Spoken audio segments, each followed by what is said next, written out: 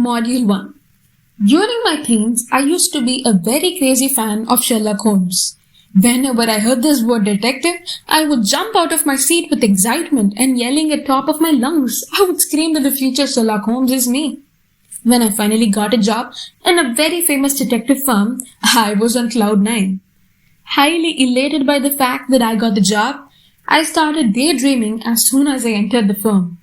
A very mysterious case will be presented before me and I will solve it as a piece of cake, and very soon I will be the best detective in my firm. I know I was getting very egoistic, but then again I got a job to brag about. On the first day of my work, I entered the firm with lots of high expectations and dreams. But soon all my expectations were pretty much doomed, realizing the fact that there was no mysterious cases present in front of me. Instead, I was placed in the most boring department present in the firm. Department of Theft and Robbery Detection. The least active and the most brazen department in the entire firm. Being placed in this department sucks really high. But then again, I couldn't say a word against it. During the first week of my work, there was no job assigned to me. All I had to do was study a bunch of case files, and the very process of me reading a case file dragged on for a month. For a moment, I thought that I would never be assigned to do any task. After all, the department I was placed in was the most chilled department existing in this firm.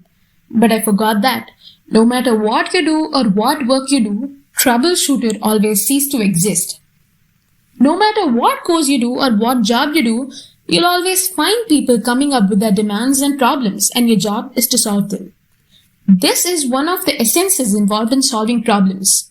Remember, troubleshooter exists and it's your job to solve them. Never underestimate the job you do. There is something always in store for you. So after a month of doing case study and analyzing the past cases, finally, I was assigned to solve a minor theft case. Well, it wasn't any easy to solve theft case, but I wanted to make it look easy.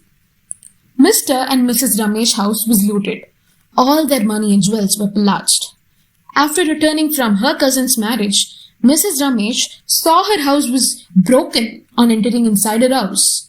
The entire place looked like a total mess. A lot of things were scattered on the ground, and most importantly, her high-priced digital safe was beaten into unrecognizable shape.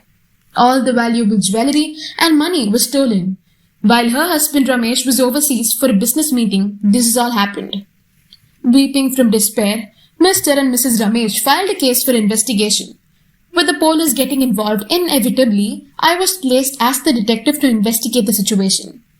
Arriving at the place of incident, the entire floor where the couple resided was redistricted with yellow tape, so no intruder was able to enter the scene. Few guys from the forensic department came along with me to do some investigation, or more like we came to find some clues in this messy place. The search or investigation went for a long time, but unfortunately, we couldn't find any solid evidence. Due to lack of evidence, we planned on dropping the case, but then I remember that it was my first ever case assigned to me as the detective. No matter how boring or least alluring the case was, I had to solve the problem I was assigned to. The first step involved in solving any problem is to stick with the problem. Sticking with the problem, the very sentence was driving me to push myself forward and to put an end to this case by finding the thief. On investigating Mr. Ramesh and his wife, I came to know that Mrs. Ramesh was at a wedding function and Mr. Ramesh was on a business trip outside India. The couples had a very good relationship with their neighbors and tenants, but they had no contact with the family residing above their floor. Nothing is more terrifying than being caught suspicious in front of a detective's eye.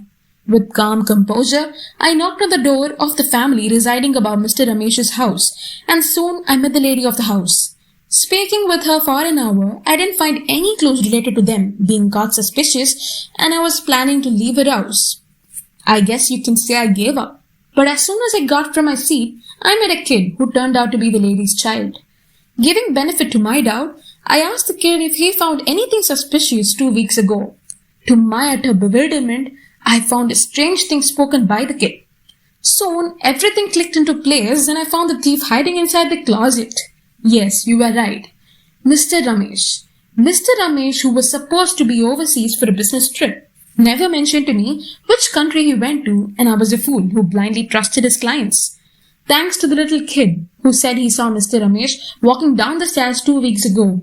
After a heavy interrogation with Mr. Ramesh and his wife, we came to know that the lovely married couple staged a scenario about them getting looted in order to avoid the debt collectors who were knocking on the door persistently for their money, and the lovely couples were planning to flee outside the country within a week in order to avoid being placed behind the bars.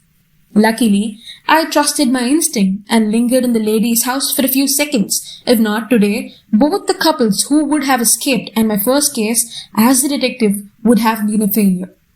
Never giving up until the problem is solved and sticking to the problem to the very end is the true essence of problem solving. So in this module, we learned the troubleshooter always ceases to exist no matter what type of job you do, and you're capable enough to solve them. Stick to the problem till the very end and never give up at the last minute. Thank you.